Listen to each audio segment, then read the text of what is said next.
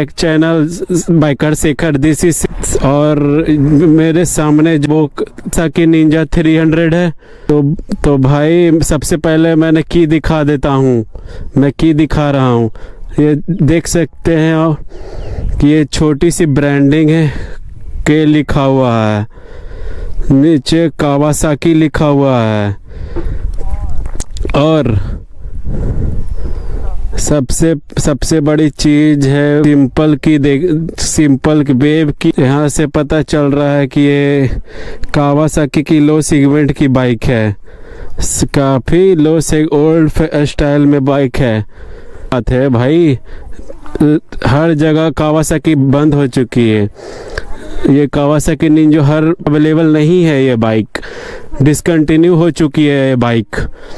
और Kawasaki company है जो पूरी दुनिया डिसकंटिन्यू कर दी है ये पूरी बाइक, सिर्फ इंडिया में ही बाइक सेल हो रही है। शायद छोटी मोटी कंपनी, बड़े कंपनी में ये नहीं होती है, ये वर्ल्ड वाइड में। इसकी जगह वहाँ पे निंजा 500 चल रही है और हमारे इंडिया में निंजा 300 चल रही है। सबसे छोटी निंजा हमारे इंडिया में 300 ही अभी, इसलिए पता चलता है कि ये कोई अपग्रेड नहीं आ रहा है, कोई अपग्रेड ही इंडिया में नहीं दे रहा है। सिंपल की दे चुकी है, देखिए बेब की भी नहीं देख चुकी है, बट स्टिल दिस इंजन है जो बहुत पावरफुल इंजन है, बहुत ही प्यारा इंजन है। आप देख सकते हैं प्यारा इंजन है। और बाइक को ये आप चलाते हैं, ऑन करते हो, समझ में आ जाएगा आपको, क्योंकि ये बहुत ज़्यादा पावरफुल। इंडिया में अगर डिसकंटिन्यू अभी भी ये बिक रही है इंडिया में, क्योंकि ये बहुत अच्छा ऑप्शन है 300 सेगमेंट के लिए बाइक की, 3 और 400 की बाइक की सेगमेंट के लिए ये अच्छी बाइक है। ये निंजा 400 सेगमेंट की बाइक है। बाइक लेना चाहते हो तो आप आरसी लेने से पहले आप ये निंजा 400 की 300 की ओर ज़रूर जाओ। एक ऑप्शन है इसमें, लेकिन BMW भी ऑप्शन है, लेकिन ये अप्रीलिया भी ऑप्शन है, लेकिन ये 300 ये बढ़िया है। 300 आप बाइक ले सकते हैं। अप्रीला बाइक से कम बजट में है, तो ज़्यादा बजट है तो आप निंजा की ओर जा सकते हैं। सबसे पहले प्राइस की बात कर लेते हैं भाई। ये इंडिया में शायद 4.5 लाख में आती है, 4.5 लाख में आती है इंडिया में। सब 4 रूम है, 4.5 लाख रुपए ये एक शोरूम है। ऑन रोड शायद 5 लाख होगी, 5 लाख ज़्यादा होगी शायद। इंश्योरेंस बहुत महंगा है, बहुत ज़्यादा महंगा। इसके इंश्योरेंस में एक अच्छी बात है कि अगर आपकी बाइक में कुछ भी होती है तो फर्स्ट ईयर में अगर कुछ ही बाइक आपके साथ कोई प्रॉब्लम, पूरा मतलब ये आपको पैसा रिटर्न हो जाएगा। आपका जो पैसा है जो सारा रिटर्न हो जाएगा।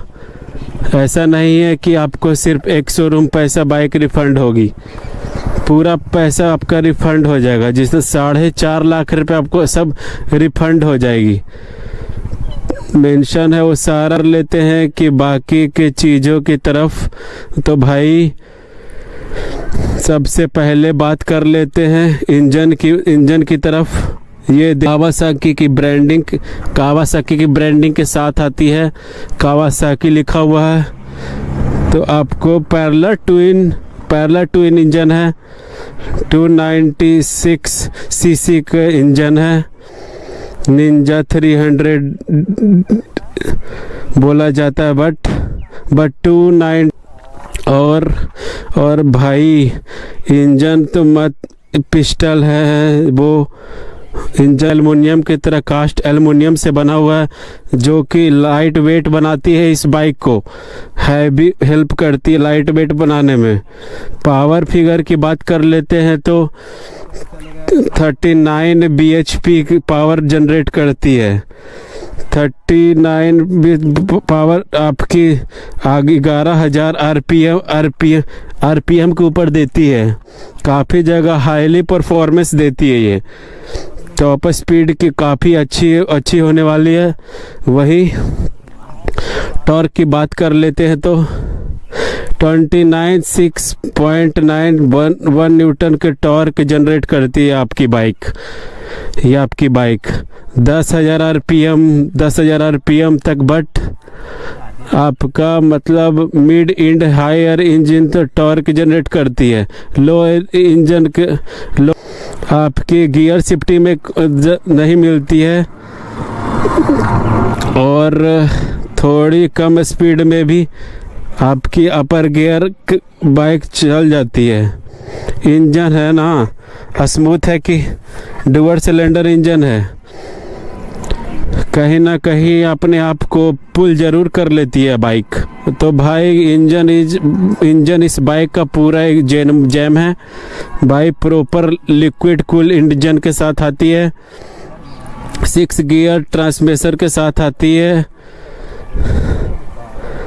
तो अगर मैं इस वर्टिकल के किसी बाइक को मैं इसका इंजन का कंपेयर करता हूँ, जैसा हो कि RR 310 हो गई, BMW हो गई, 390 हो गई, जो इंजन भले ही पावर फिगर में RC 390 आता हो, लेकिन परफॉर्मेंस के मामले में अच्छा खासा मैच कर लेता है। ये आरसी का टॉप एंड अच्छी है, लेकिन ये टॉप एंड अच्छी है, लेकिन वो इजीली आराम से बीट कर देगी ये निंजा। इनिशियल आरसी की ज़्यादा है, बट इंड टॉप नहीं अच्छा है आरसी का, इसलिए स्किल आपकी है कि स्मूथनेस है इंजन की, बहुत स्मूथनेस इंजन है। आपकी आरसी चलाते हो, जहाँ तक अपना थ्रिल थोड़ा सा कम मिलेगा, लेकिन ये पुल बैक जरूर करेगा। बट स्टिल जिसका परफॉर्मेंस है ये बाइक का, जिस हिसाब से ये इंजन है कैरी करता है, जो आपको परफॉर्मेंस देता हो, जो आपको रिफाइनमेंट देता हो, वो आपकी नेक्स्ट लेवल की बाइक है ये कावासाकी। अब फ्रंट की बात कर लेते हैं। देख लो 20 mm का पैडल डिस्क ब्रेक है। यह देखो pedal disc brake, sharpness, endurance का ये कैलिपर है। इस कंपनी का आप नाम नहीं जानते तो बजाज को तो आप जानते ही होंगे। ज़्यादा बजाज की जो चीज़ें होती है आती है, जैसे कि बजाज की RS4S NS 400 सस्पेंशन है, वो एंड्योरेंस ही बनाता है। और आजकल जो भी सस्पेंशन बजाज ने यूज्ड होते हैं वो एंड्योरेंस ही होते हैं। एंड्योरेंस अच्छी कंपनी है। एंड्योरेंस कंपनी ब्रेक कैलिपर है, टू पिस्टल के ब्रेक, 90 mm का पैडल डिस्क ब्रेक है। टू डिस्क ब्रेक है जो थोड़े ठंडे होते हैं, हीट मैनेजमेंट कर लेते हैं। पैडल के डिस्क ब्रेक होते हैं जो ये डिस्क बनाते हैं, ब्रेक जल्दी चिपकती नहीं है। इसके अलावा टायर की बात कर लेते हैं हम लोग। थोड़ा सा डिसपॉइंटेड हूँ टायर की, अगर आप देख नहीं पा रहे हो तो मैं आपको दिखा देता हूँ कि आपको दिखा देता हूँ। 110/70 टायर, यानी कि 110 सेगमेंट की टायर है। MRF का टायर लगे हुए हैं, बट वो नॉन रेडियल टायर हैं। अब इस सीसी के बाइक में परफॉर्मेंस देती है, उसके हिसाब से रेडियल टायर होने चाहिए थे, बट ये नॉन रेडियल टायर है। टायर हमेशा से बोलता हूँ कि आप अच्छी से बड़ी चीज़ नहीं होती है, आप इजीली उसे अपग्रेड कर सकते हैं। बाइक ले लो और अपग्रेड करा लो टायर। आप नेक्स्ट लेवल निस्सिन का अपोलो का टायर डलवा लो, अपोलो का अल्फा H1 को डलवा लो, रेडियल टायर ही डलवाओ। 17 इंच का टायर एलॉय है, 70 इंच का एलॉय है।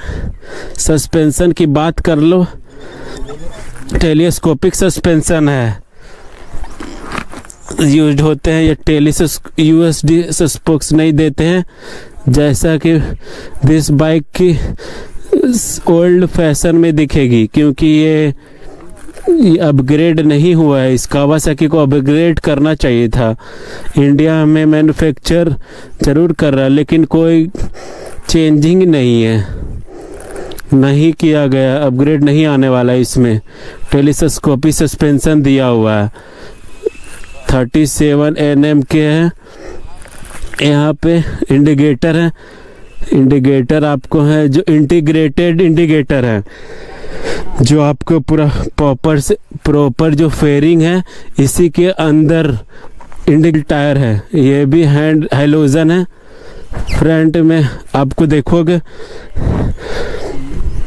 डुअल हैलोजन है। फ्रंट में आपके देखोगे तो आपको हेडलाइट मिल जाएंगे, दोनों ही आपको देखोगे तो हाइलोजन रिफ्लेक्टिव हेडलाइट है दी हुई है, बट फ्रंट से काफ़ी अच्छी दिखती है। यहाँ से मोटो, यहाँ पे कावासाकी की ब्रांडिंग है। भाई ये बाइक के परचेस करना चाहते हो, पटना में हो तो आप रेंस ऑटोमोबाइल में आप जा सकते हो। कावासाकी के मोटो हब है, मिल जाएंगे। सरिस्ताबाद में आपको पटना में मिल जाएंगे ये कावासाकी के। अब ले चलते हैं और पीछे की ओर, आपको साइड से देख लो। पेट्रोल टैंक आता है सबसे, काफ़ी बड़ा है ये, 17 लीटर का टंकी है। कावासाकी की ब्रांडिंग है, रेसिंग टीम की ब्रांडिंग है। और ये लो लिखा हुआ है 7 सारा पेट्रोल। तो इससे ये बात पता चलती है कि कहीं ना कहीं इसको ट्यून भी कर सकते हैं। और ये प्रॉपर स्पोर्ट्स टूरर बाइक है। क्योंकि हैंडल आप देख सकते हो काफ़ी जैसे अपराइट है, कम्प्टेड बाइक है नहीं है। और आप इससे मतलब अच्छी खासी एग्रेसिव राइडिंग कर सकते हो, बट अपराइटलिंग हैंडल के कारण आप ये अच्छी खासी टूर भी कर सकते हो। सीट्स की काफ़ी कंफर्टेबल है, सीट्स वगैरह स्प्लिट सीट है, बट यहाँ पे कुशनिंग किया हुआ है, अच्छी खासी कुशनिंग किया गया है, तो टूरिंग इजीली किया जा सकता है। तो इससे आसपास को माइलेज इसे एक्सपेक्टेड कर सकते हो, 28 से 30 कर सकते एक्सपेक्टेड kmpl, यानी कि किलोमीटर पर सेकंड माइलेज आप एक्सपेक्ट कर सकते हो। इसके अलावा इसके फ्रेम की बात कर लेते हैं। स्टील के आपके डायमंड फ्रेम मिला हुआ, स्टील के आपके अच्छी खासी स्ट्रक्चर दी चुकी इस बाइक को, और इजीली विजिबिलिटी दे सकती है, साथ ही अच्छा खासा स्ट्रॉन्ग बनाती है स्ट्रक्चर को। तो मैनेवल करना, राइड करना और भी ज़्यादा इजी हो जाता है। यहाँ पे टूरिंग एग्जॉस्ट दिखा, डुअल सिलेंडर और क्या चुके हैं, 2 पाइप निकल। यहाँ पे सुनाता हूँ, एग्जॉस्ट सुनाता हूँ, इससे अच्छा मारती है, अच्छी स्पीड मारती है।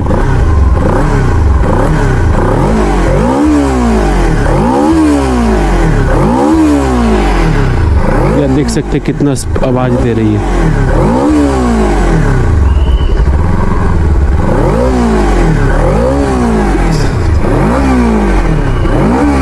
तो एग्जॉस्ट की आवाज सुन ली, काफी लाउड है, ज़्यादा प्यारी आवाज़ है। फटती नहीं है आवाज़, अच्छा खासा क्लीनिंग देती है ये बाइक। चलता हूँ 220 mm के पेडल डिस्क ब्रेक लगे हुए, 2 पिस्टन के कैलिपर है, इंड्योरेंस के कैलिपर लगे हुए हैं, 70 इंच के एलॉय व्हील है, ये भी रेडियल टायर 140 7 के टायर है, ये 140 70 के 70, तो ये भी नॉन रेडियल टायर हैं, 140 सेगमेंट के टायर हैं। जैसे मैंने बताया रेडियो भी परफॉर्मेंस रेडियल टायर में देगी, ये इस MRF टायर में नहीं दे पाएगी ये परफॉर्मेंस। पीछे आपकी छोटी सी टिल्ट आईडी है, ये काफ़ी ज़्यादा छोटी टिल्ट आईडी है ये। इसके अलावा देखिए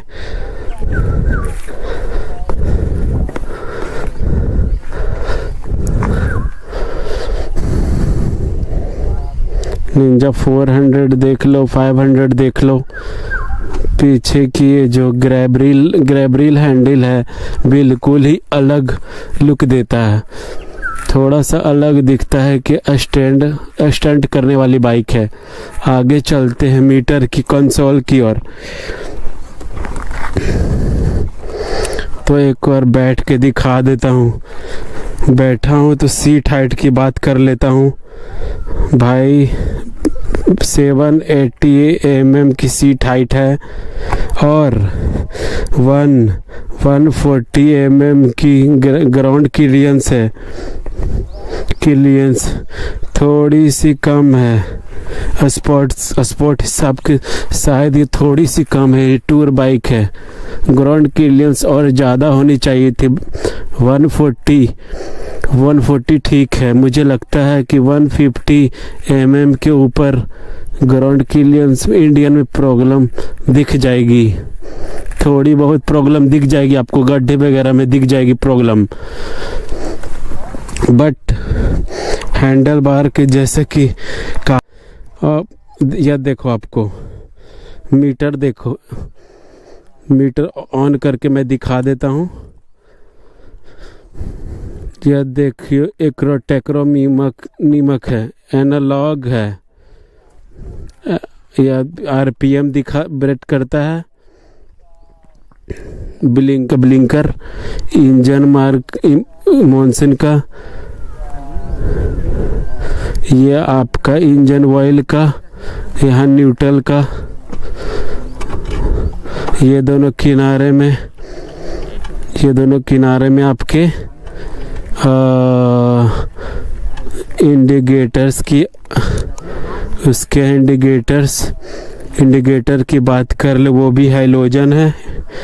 अब बात कर लेते हैं,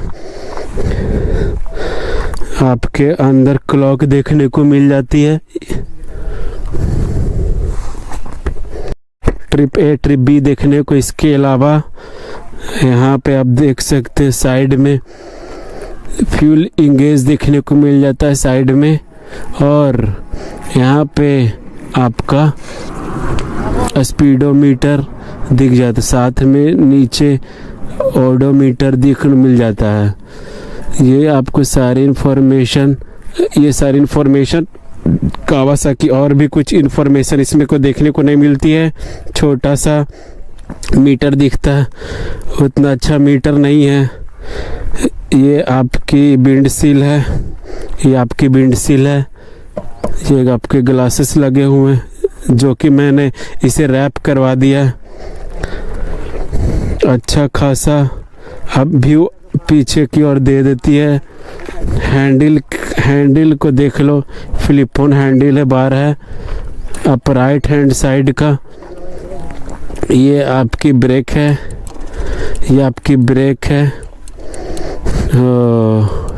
सिंबल एल्युमिनियम की ब्रेक टेल अच्छे हैं, एडजस्टेबल नहीं है।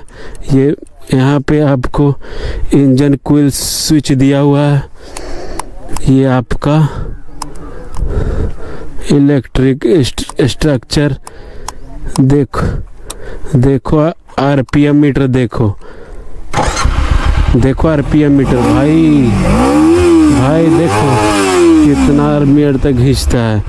आप रैप कर सकते हो, भगाना चाहते हो, 14,500 आरपीएम तक जाती है ये।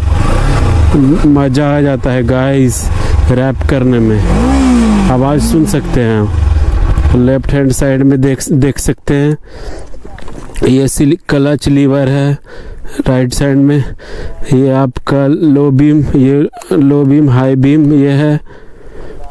इसके अलावा इंडिकेटर है, ये हॉर्न है, हॉर्न की आवाज़ सुनाई देते हैं। एक बार हॉर्न की आवाज़ सुनाई देते हैं। हॉर्न की आवाज़ सुना दी मैंने ख्याल से।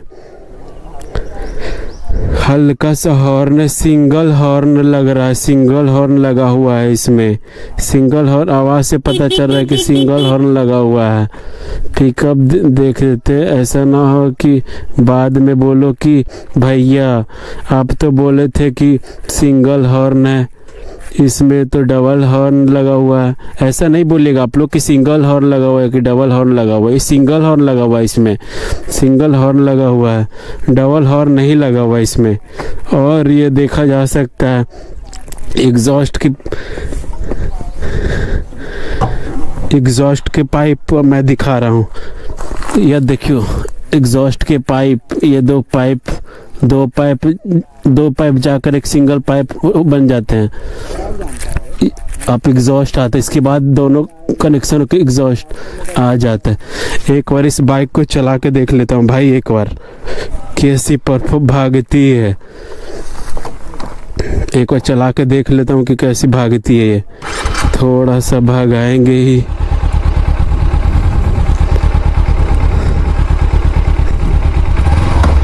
थोड़ा सा भगाते हैं। स्टार्ट कर दिया है मैंने। इतना पावर, OMG इतना पावर, ओ भाई इतना आवाज़, ओ भाई देखो कितना आरपीएम जा रहा है। ओ भाई 14,000 आरपीएम तक जा रही है बाइक। अरे भाई बहुत ज़्यादा, देखा आपने कितना पावर है इसमें कावासाकी में। ईजिली 13,000 आरपीएम तक जा रही, ईजिली 13,000 आरपीएम तक जा रही है ये। कोई नहीं, चेंज कर लेते हैं डायरेक्शन और भगाना देखते शुरू करते हैं। अरे भाई बहुत पावर है, 13,000 आरपीएम, 13,000 आरपीएम तक इजीली चले जाता है ये। यह देखो गाइस 13,500 आरपीएम आराम से चले जाते हैं। 13,500 आरपीएम तक आराम से चले जाता है ये बाइक।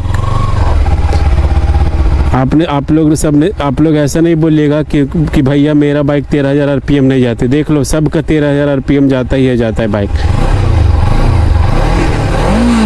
13,000 आरपीएम तक जाती ही जाती है।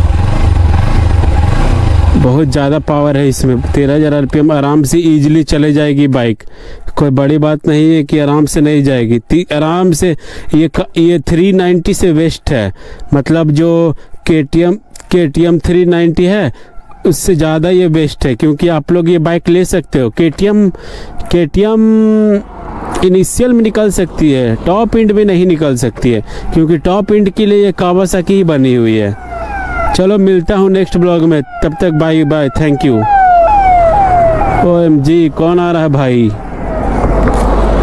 चलिए मिलता हूँ नेक्स्ट ब्लॉग में, तब तक आप लोग मेरे चैनल को सब्सक्राइब करो, लाइक करो और शेयर करो। तब तक थैंक यू, बाय बाय।